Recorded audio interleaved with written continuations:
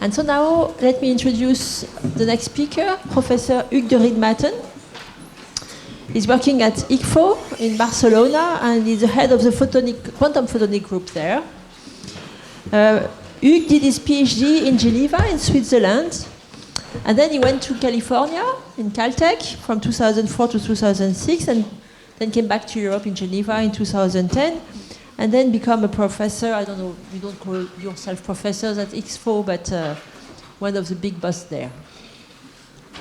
So Hugues contributed to key milestones in quantum memory and quantum repeater technology, including the long-distance quantum teleportation, the demonstration of solid-state quantum memories, quantum repeater links, and using either cold atom and solid-state quantum memories. And if you remember, if you attended the lectures, I presented the Quantum Internet Alliance, and Hugues de Riedmatten and his group is one of the key people involved in these developments over Europe to develop a quantum internet. And I think we will hear more about this. And so I'm very glad that he accepted to come to France and present his work. Please welcome him.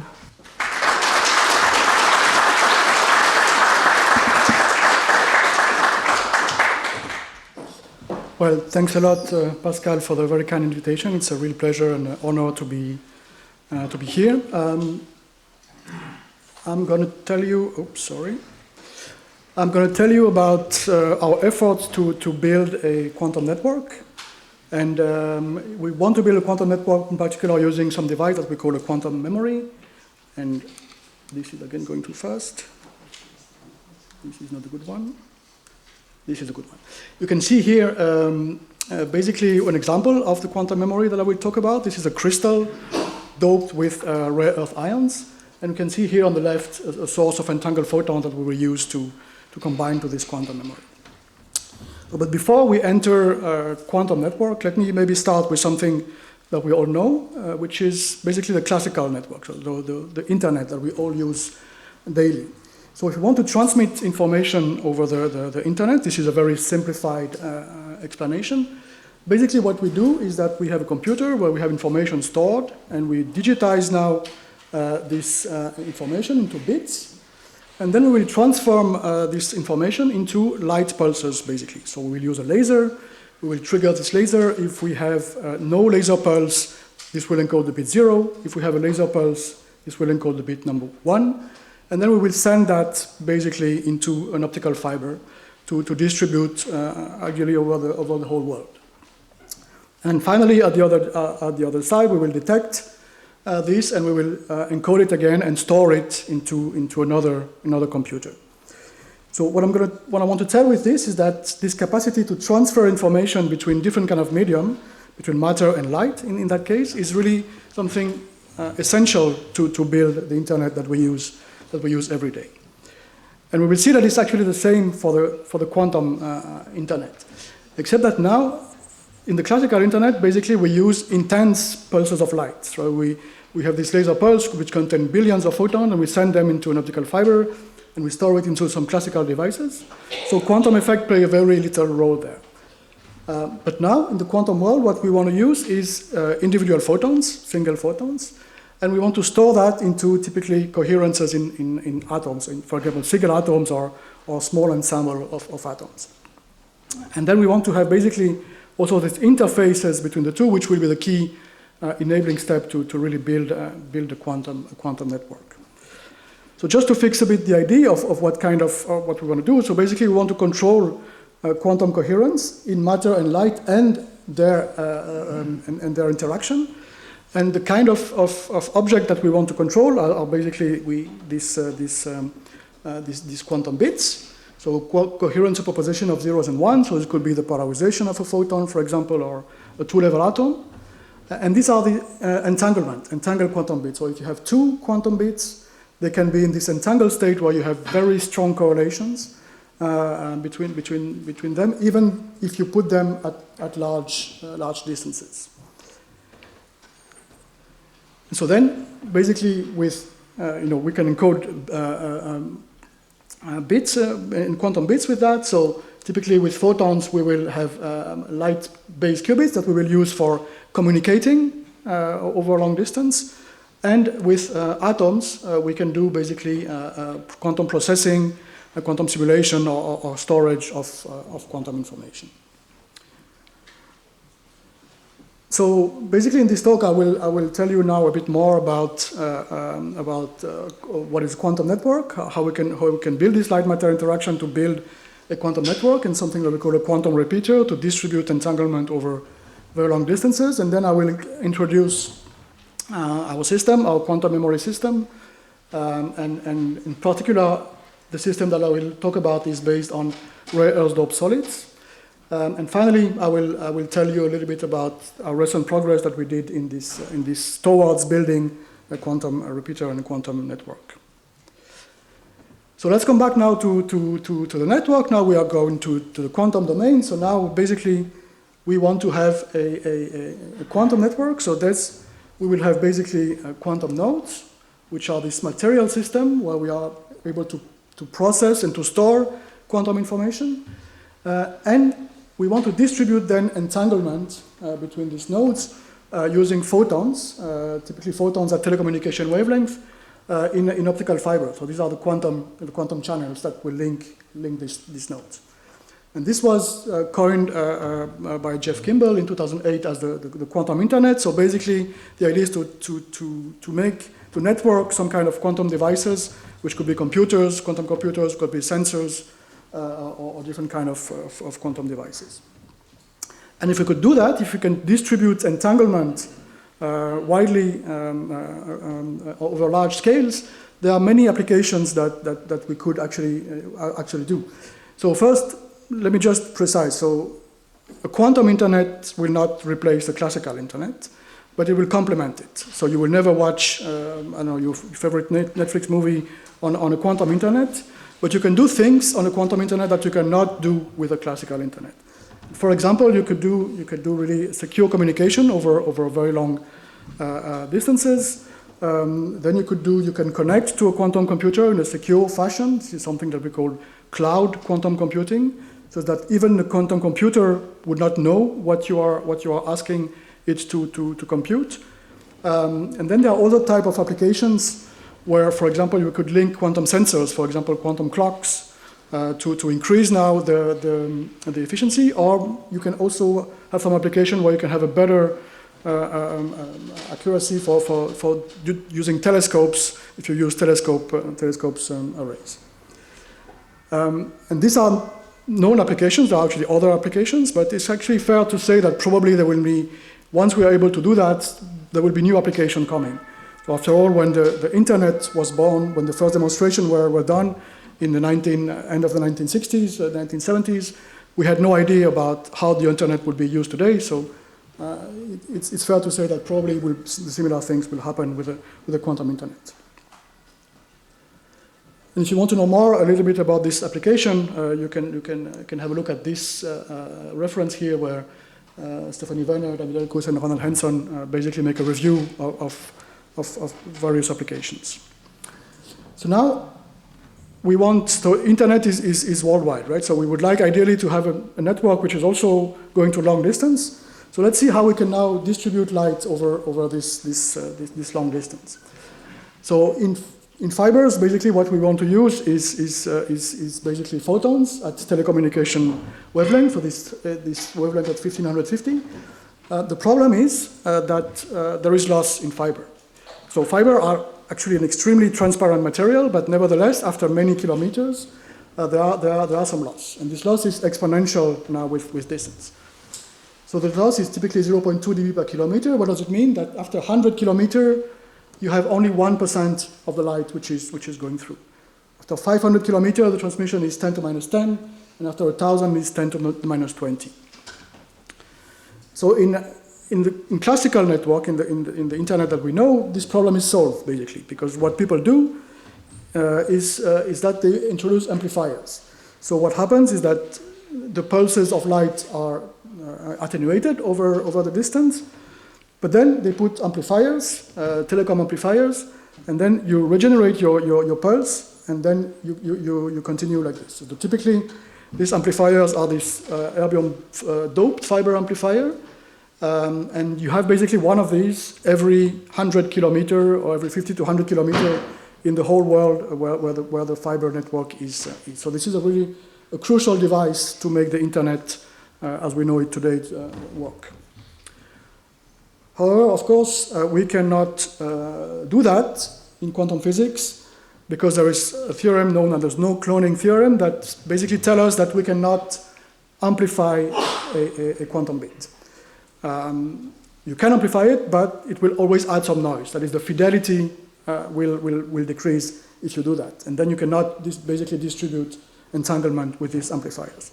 So we need to find another solution. But just to give you a little bit of a glimpse of how bad this is, this scaling. So let's imagine that now we have indeed this exponential scaling of the transmission, and we have a single photon source that emits 10 billions of photons per second. So that's a large number, and we can almost not do it today, but one day we will be able to do it. But now we want to send this photon into an optical fibers, basically. So if we go, for example, from Barcelona to Madrid, this is about 600 kilometers. It would take, on the average, one click. You have an average on the other side, 1 click per minute. If you go from Barcelona to Paris, about 1,000 kilometers, you would have an average 1 click every 300 years, even if you have the best detectors that we just heard about in the previous talk. And then let's imagine that you want to go to Copenhagen, then it would take more than the age of the universe to have 1 click. So why is that? So it's not because the photons are slow or anything, right? It's because they are all lost, and the probability to detect a photon then will be extremely low. So you'd have to repeat many times before you detect a photon. So this is not a good strategy, right? So we need to find another solution to do that. So there are basically two ways to solve this problem. The first way is to basically get rid of the optical fibers and to use free space and to go to satellite. And this is something that our Chinese colleagues have demonstrated a couple of years ago. They put a source of entangled photon into a satellite, and they distributed now the two photons into different points of Earth, and they could reach a distance of around 1,000 kilometers. But for many other, this is something that we can do, but sometimes we would like to stay on the ground and really to be able to use it 24/7, our network, to distribute light, to distribute qubits all the time. And then if we want to stay on the ground, we have to use something that we call quantum repeater. And the basic resources of quantum repeaters is this entangled state that I was telling you about before. So how does the quantum repeater work? So the idea now is to basically split the total distance between your two, what we call Alice and Bob, typically, the two characters that will distribute entanglement, and you will basically split into several links. And you have here, for example, 3 links, and then you need to create entanglement independently between each of this link. And this is done, typically we will see an example of how this is done later, but this is done by sending photons, typically in between the two links. And once you know that the entanglement is created, then you want to store it in something that we call quantum memory. So this is a device that then will be able to store and keep the entanglement in it for some time. And once you know that 2 neighbors are entangled, then you can do some measurement that we call a Bell state measurement. So it's a joint measurement between these 2 memories here, and this will basically extend now the entanglement to longer and longer distances. So it's important here actually to understand why we need this quantum memory, this storage. So each entanglement in each of these links is something probabilistic. So you have to, first, for example, just because you need to have photons traveling between the two nodes, so there is loss, and so it doesn't work all the time. So you have to try many times before you have a success. And so now if you combine one probabilistic event here and one probabilistic event here, and you have both of them to work at the same time, then this will scale very badly, because you will basically have an exponential scaling in the time it will take to really distribute this entanglement. But now if you imagine that you can store this entanglement, so when you have a success, you store the entanglement in the quantum memory, and then you can leave it there until the rest of the network is also ready, and then you can do this Bell state measurement and extend it. And this will now enable you to basically beat this exponentially bad scaling, and so you can have a polynomial scaling, and you can then basically make it to distribute entanglement in a reasonable time. So, in summary, what we need to do a quantum repeater like this, we need to be able to create entanglement in a heralded fashion. Heralded means that we need to have a signal that tells us now you have an entangled state. We need to store it into a quantum memory, and then we need to distribute and to do the entanglement swapping. All right, so now we understood why the quantum memory is essential here. So let's dig a bit more into how we can build such a quantum memory. So quantum memory, what we want to have is a device that can store a photonic qubit. So you have a photonic qubit here at the input, and you want to store in this device for some time. So you want to write it in. It stays there for some time, and then you want basically to read it out. So you want to push a button so that it is read out and come out here at the output. So here, of course, in classical physics you would use a memory would be, I don't know, USB stick or hard drive or something. In quantum physics we cannot do that, because what we want is to preserve the quantum coherence of the qubits, and we want to preserve entanglement.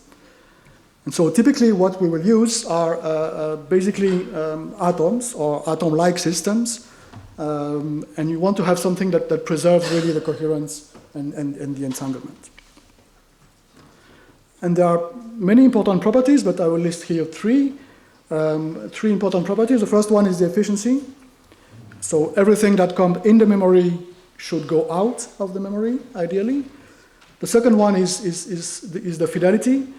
The output qubit should be as close as possible from the input qubit in terms of the state of the qubit. And the last one is the storage time. You want to store light qubits for as long as possible into your quantum memory. I would add another one that I will talk about later, and it's about multiplexing. We heard about multiplexing this morning. We will see that multiplexing is key, so your memory should also be in principle multiplexed. So there are different ways to do that. The simplest conceptual way would be to use, if you want to store a single photon, would be to use a single atom. So you have your single photon, you shine it on a single atom. The problem if you do that is that you have a very small interaction probability, which scales as basically lambda square over A, where A is the area of your on which you can basically focus your photon. And so this interaction in free space is typically quite small. So one solution to this is we heard about it also this morning in the talk of Serge Haroche, is to enhance now this interaction by putting the atom into a cavity. So you put your atom into a cavity, and the photon will basically bounce back and forth between these two mirrors, and this will increase now the interaction by typically the number of bounces that you can have between these two mirrors. And so this is it's a very nice system. It's a close to ideal system, at least conceptually. It's a little bit complicated to implement in the lab, and now only a few groups can do that with actually real single atom. Now there are more solid state systems where this can be done also a bit more in a simpler way. So this is one way to use a cavity. The second way that we can use, and this is what I will talk about more in this talk, is to use now many atoms. So now you have still your single photon, but you will absorb it into an ensemble of atoms. And if you can do that, then it's very easy to absorb light, right? You can see that if I have my laser pointer on my hand, basically there are a lot of atoms there, so I can absorb the light very easily. So let's imagine now that we have atoms in this atomic ensemble, which are something that we call lambda, atom in lambda state, where you have optical transition and you have some spin states here. So now, of course, absorbing the photon is not all, right? What we want is to be able to retrieve it as well. And so this is where the difficulty will come. So here, basically, you can have this strong light-matter coupling without needing an optical cavity in principle. And so now, here, the way that we will encode the information is on a collective superposition of the atom. So you have one atom excited, but this excitation is now delocalized between all of the atoms. And the nice point now is that using this kind of state, these collective atomic excitations, we can basically retrieve the photon in a very efficient way, in a well-defined time, in a well-defined direction as well. And another nice point about using ensembles is that now you have many atoms. So in principle, if you have many atoms, you can also store many photons, and you can have some kind of multiplexing. We will come back to this later. So I'm just coming back to this concept of collective atomic state, because this is really crucial to understand how quantum memory work. So now let's imagine again that you have this your atoms at the beginning. All the atoms will be in the ground state, so they are all in the state G. Then you come with a single photon, and you will now absorb the photon, but the photon will be absorbed in a quantum mechanical fashion, such that you don't know which atom has absorbed the photon. And then you have to basically sum over all the possibilities. So it could be the first one that absorbed the photon, it could be the second one, or the Jth one, or it could be the last one also that absorbed this photon. And at the end you get this state that I just showed before, which is this collective excitation, with which you can now basically have a single atom delocalized over all the atoms. And again, using this, you can have some efficient readout. Okay, so what do we need now? What are the requirements if we want to build a quantum network? What are the requirements of the nodes that we need? So one of the requirements, we saw it already, we need to have this efficient interface between matter and light. And ideally, this should be compatible with telecom fiber. At least the photon that interacts somehow with this quantum memory should be a telecommunication wavelength, so that it can be sent over long distance. Then you want also to have indistinguishable photons, because at some point these photons will interact with, or interfere rather, with another photon coming from another system, and you want to make sure that you have indistinguishability, such that you can do this Bell state measurement that I was telling you about before. You also want to have long-lived qubit storage. So really, like ideally, you want to keep the qubit alive for very long in this quantum memory. Ideally, you want to have a multi-qubit register, not only one, but many, so that you can, in principle, maybe do gates between them, or you can at least multiplex it. And finally, it would be nice to be able to make quantum logic between the qubits inside these nodes. So there are many devices that have been proposed. For example, laser-cooled atomic gases, or rare earth crystal, which I will talk about today. But also, these are ensemble-based techniques. But also sort of single atom-like systems, like really single atoms or single ions, or color centers in diamond, or single rare earth ions, for example. So today I'm gonna all of these systems are studied in this Quantum Internet Alliance European initiative that aims at building a quantum network. Today I will speak mostly about this one here. So let's see how it works to have a quantum memory now in this rare earth doped solids. So the rare earths are basically this list of elements here. So the ones that are highlighted are the ones that are used typically for quantum information purpose. So we will use typically praseodymium. And these are a very nice system because they provide a large number of atoms with optical and spin transitions, and they are naturally trapped in a solid. You don't need to trap them using other lasers, for example. You can use just one laser to address them. They have excellent coherence properties if you cool them down to around 4 Kelvin, so they need to be in a cryostat. But they have really excellent coherence properties, so people, I will show a slide later where people have been able to store light for several minutes or even an hour in that system. We are in a solid, so basically what we have is that each ion is a slightly different environment, and so we have basically an inhomogeneous broadening. Usually it's a bad thing. We will see that actually for us it's a good thing because it enables us to make time and frequency multiplexing in our system. Finally, we are in a solid, and so with this we can also actually do integrated design. We can do quantum memories in waveguides, for example. And last but not least, these ions have a permanent dipole moment. So in principle, if you are able to isolate and to manipulate a single ion, you have 2 single ions close enough, you can make an interference, an interaction between them, and you can create also a gate.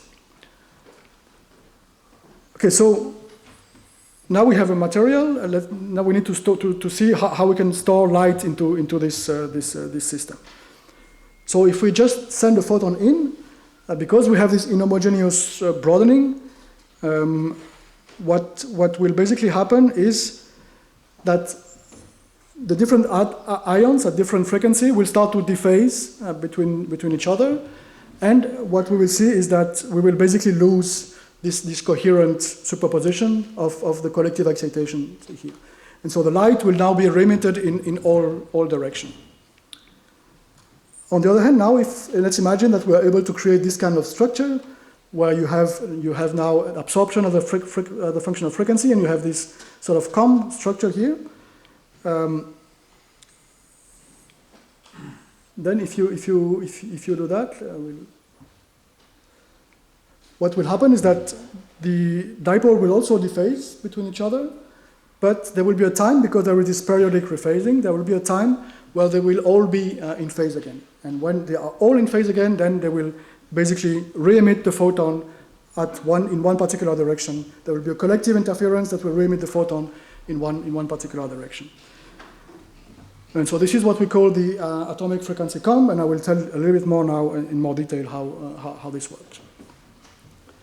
So again, we have now this 2-level system here, and we basically now will absorb our single photon. So we will generate now this atomic frequency COM. We will absorb the photon, and we will start to have dephasing. And after a time, which is now the inverse of the spacing between these teeth here, we will then have a rephasing that will now re-emit the photon into the forward direction. And the reason why we like this protocol is that now if you come with not only with one photon at the input, but with a train of single photon at the input, then you will have basically a train of a single photon at the output. So it is inherently temporally multiplexed.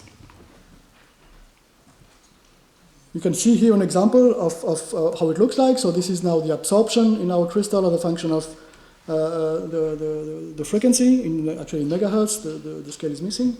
And basically, now if you send a photon whose spectrum looks like this, what you will see is that you will have basically an echo after 2 microseconds, which is the inverse of the spacing between the 2 teeth now. So these are really experimental data.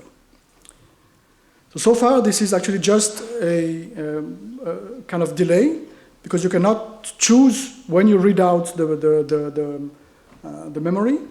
And this is an important thing to have, because when we want to do this synchronization between several links in your network, you want to be able to read, to know when you read out your memory. And so the way to do that is then basically to go from the excited state to the ground state, and to now go from a collective optical excitation to a collective spin excitation.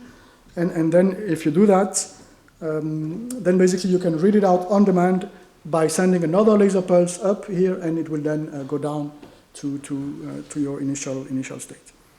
And now we have access basically to longer storage time, and also to this on-demand readout, which is essential for synchronization purposes.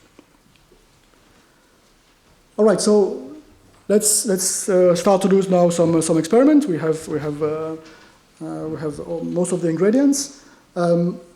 Our node basically is composed of two things. So we have the quantum memory that I just described, but we also need to have an entanglement source. And the way we do that is actually by separating now the entanglement creation and the entanglement storage.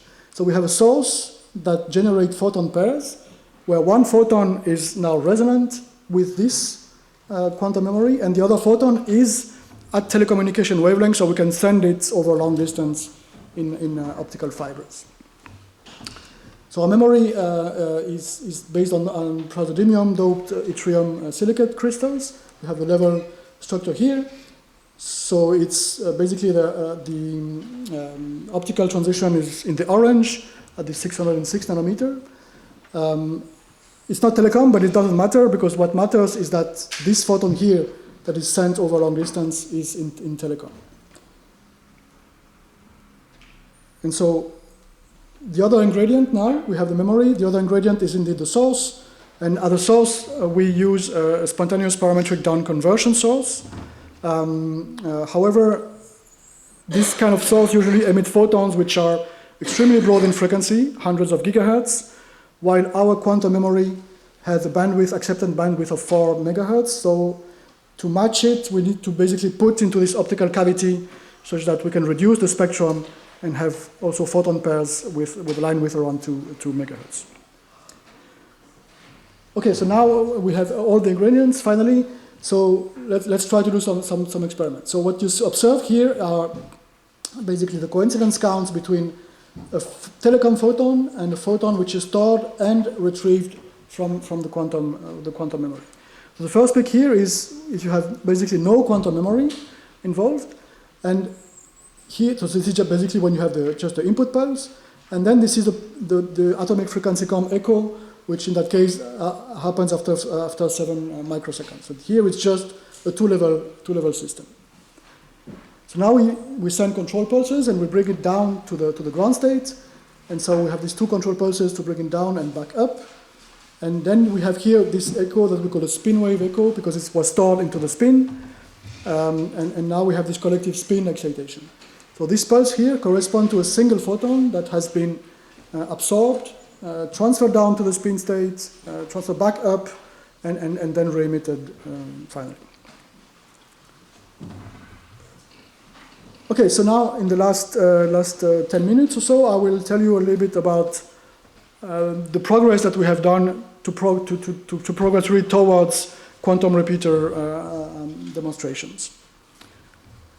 The first challenge, the first important resource that we need to demonstrate is light matter entanglement. So we want that the quantum memory is entangled with a photon at telecommunication wavelength. And for us, basically what we will do is basically transfer, we generate entanglement with our source, and we will transfer now this entanglement between the memory, between the photon, with one photon and the quantum memory here. And so we actually could realize now entanglement between a spin wave, a collective spin excitation in the quantum memory and a telecom photon. So for the specialist, this is what we call, we use what we call a Franson scheme. So this is energy and time type of entanglement. And we could reach a fidelity so far about 77%, which is not super high, but was sufficient to demonstrate this entanglement. And we could store this entanglement now for a couple of like 40 to 50 microseconds or so. This is not long enough, again, so this corresponds mostly to the time that the photon takes to travel 10 kilometers into an optical fiber. But we know what the limitation is. This is actually limited by the fact that these two states here, these two spin states, have some inhomogeneous broadening as well. And we know how to solve this in principle as well.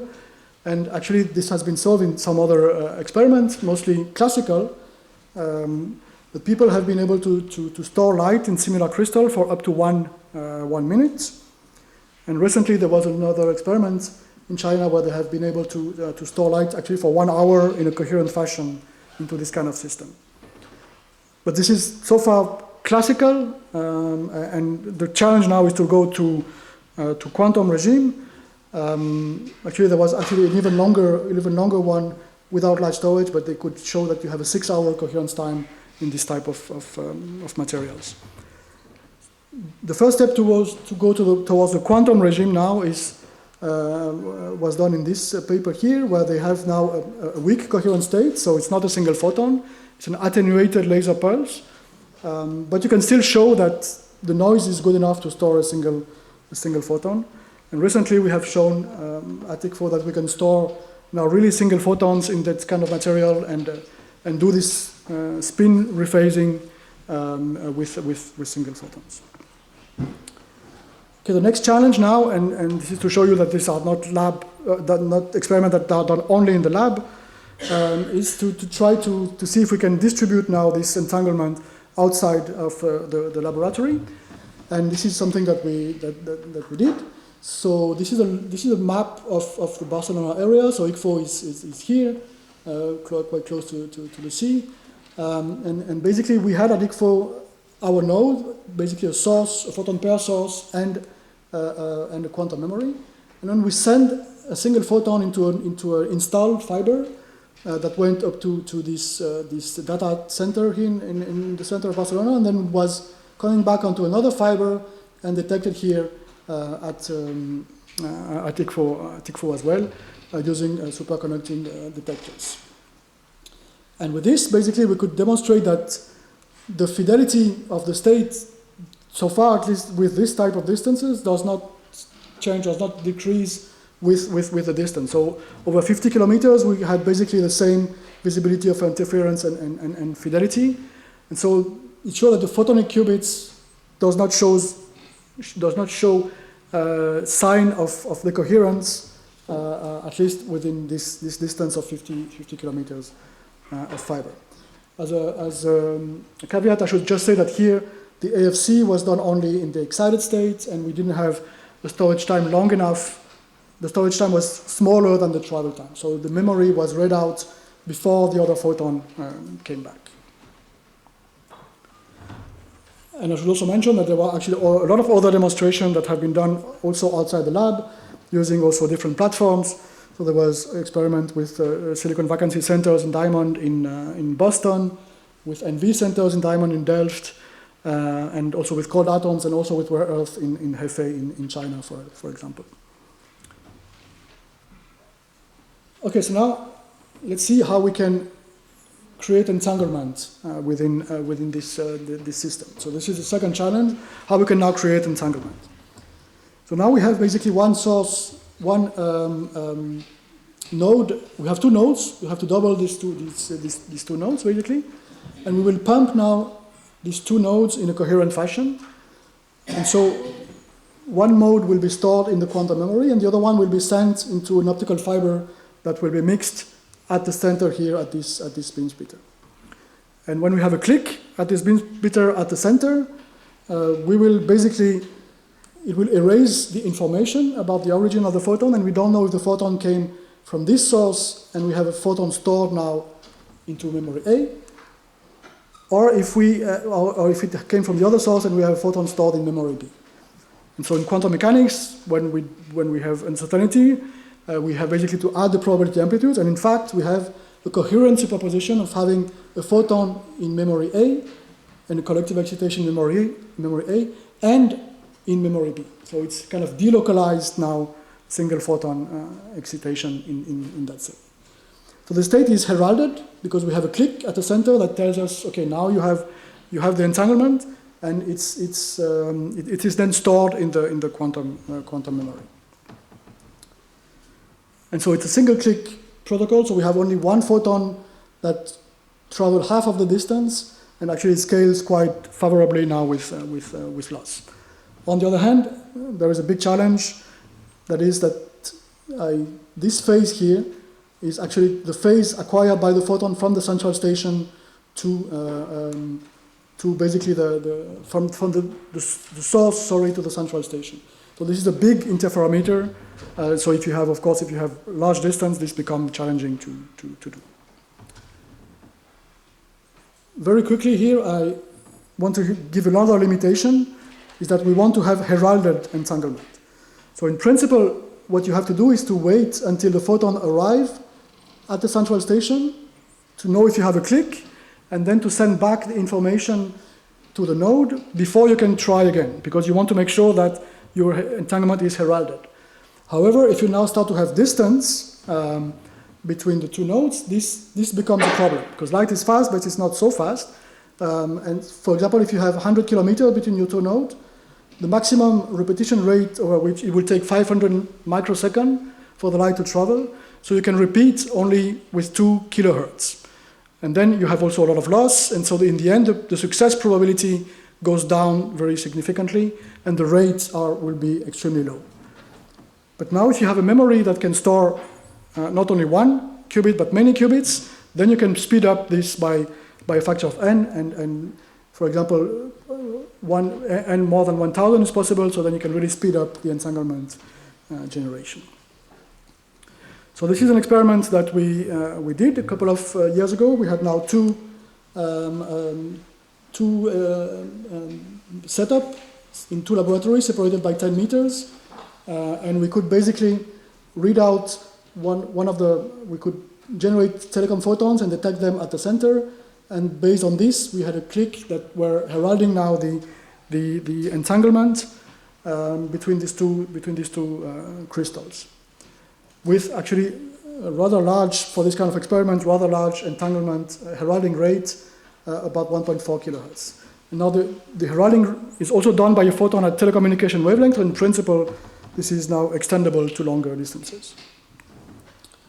So here we had basically 2 important things done: telecom compatibility and the multiplexed operation. We missed still the on-demand readout, and this is something that we also did very recently now to have this on-demand readout.